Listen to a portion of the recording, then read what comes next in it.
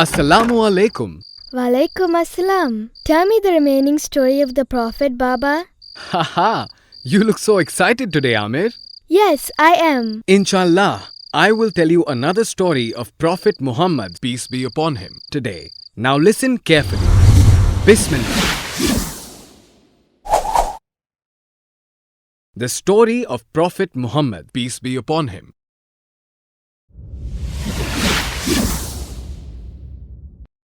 In the last episode, we saw how Prophet Muhammad, peace be upon him, got orphaned as a child and how his uncle Abu Talib brought him up.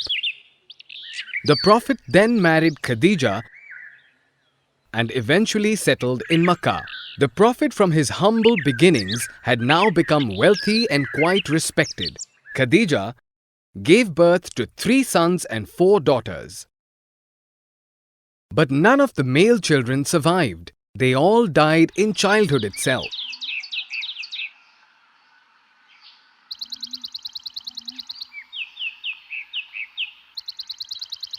The Prophet loved Ali very much, and he found consolation in him.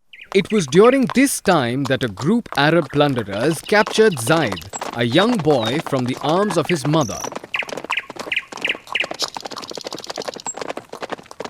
These plunderers then sold the boy as a slave in the market of Ukaz. Zayd was bought by a relative of Khadija and he gave him as a gift to her.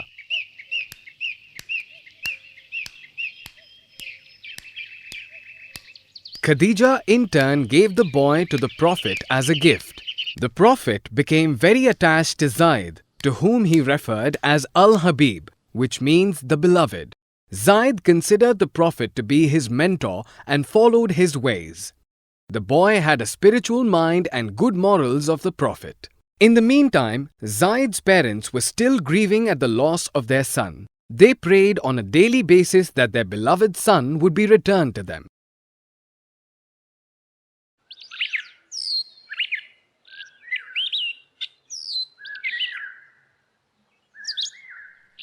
One day, the parents of Zayd visited Makkah to perform the pilgrimage. It was here that they spotted Zayd, and with great relief, they rushed towards him. When his father came to know about this wonderful news, he loaded his bags with gold and approached Muhammad. The father thought he can purchase his son back from his owner. Zayd's father met the Prophet and asked him to release his boy. Then the Prophet asked him, "Who is this person whose release you are demanding?" "Your slave, Zayd bin Haritha," replied the father. "Shall I show you a way by which you can get your son back without paying the gold?" The father was surprised and he asked, "What is this way you are talking about? I will call him here in front of you. If he wishes to go with you, then he is free to do so. You can take him gladly and I will take now payment from you. But," the Prophet continued, "if he prefers to stay with me, then I will not force him to go with you." Zayd's father agreed and they called the boy. The Prophet then explained the choices he had and asked him to make a decision. "I will stay with you," the boy said immediately. His father was shocked to hear this. Then he asked him, "Don't you want to stay with your parent? Or do you prefer to remain as a slave?" "Father," said the boy, "I am deeply moved by the qualities of this man and by the way he treats me with love and affection. I can never leave him and live anywhere else." The Prophet's heart swelled when he heard this.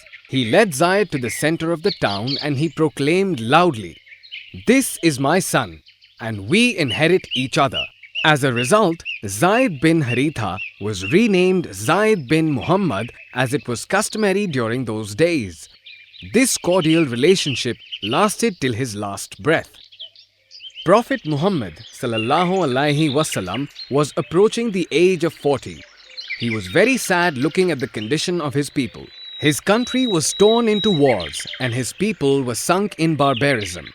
They were addicted to superstitions and idol worshipping. The people were always fighting with each other. The Prophet had a habit of secluding himself in a cave on Mount Hira, just a few miles from Mecca.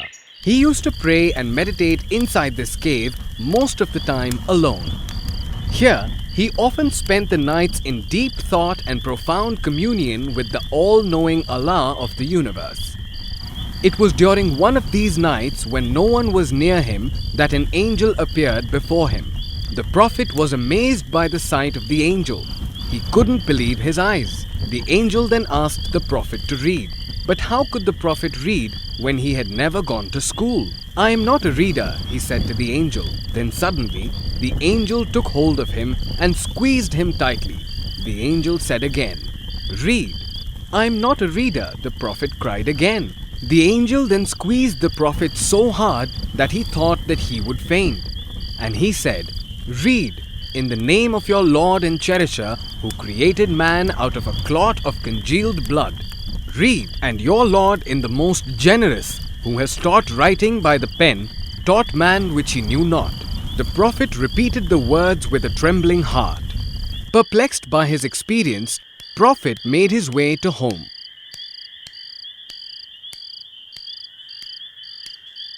As soon as he entered his house, he said to his wife, "Wrap me up, wrap me up."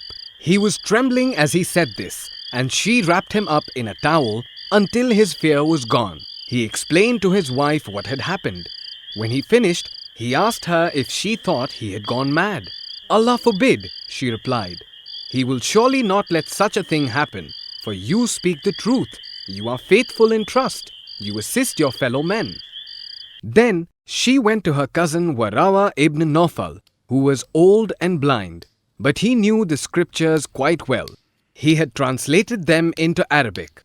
When she told him about what happened to her husband, he cried out, "Holy, holy, this is the Holy Spirit that came to Moses. He will be the prophet for his people.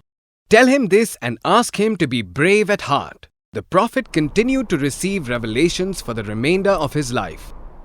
It was memorized and written down by his companions on sheepskins. The Prophet knew that the people had to hear the message from God, so he started preaching to the people what God told him. For the first few years of his mission, the Prophet preached to his family and close friends. The first woman to convert was his wife Khadija, and the first bondsman was his servant Zayd. His old friend Abu Bakr was the first adult free male to convert.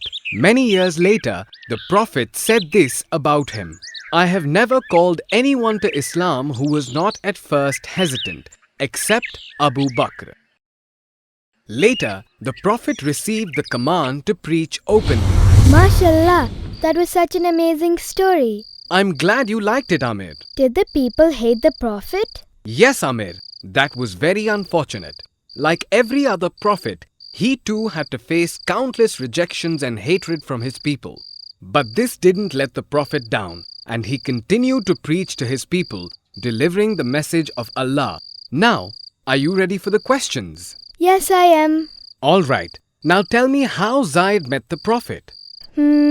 Zayd was kidnapped by some Arabs and then sold as a slave in local market.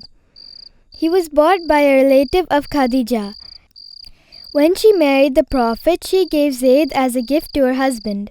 That's correct. But why didn't Zayd leave the Prophet when his parents arrived? The Prophet never treated Zayd as a slave, and he treated him well. Also, Zayd had never met a more gentle person than the Prophet. That's why he chose to stay with the Prophet. That's right again. What was the name of the mountain where Prophet regularly worshipped? It was Mount Hira. That's right again. Now tell me, why wasn't the Prophet able to read when the angel asked him to? Prophet was never schooled, so he did not know how to read or write. Who was the first woman to convert to Islam? It was his wife, Khadija. And who was the first child to convert to Islam? It was Prophet's first cousin, Ali. What was the name of the first bondsman to get converted into Islam? It was Zayd. And lastly, who was the first free person to get converted into Islam? It was the Prophet's friend Abu Bakr. MashaAllah, you gave me all the right answers, my son. Thank you, Baba. That's all for today. I will tell you the remaining story of Prophet Muhammad, peace be upon him, tomorrow. Good night, Baba.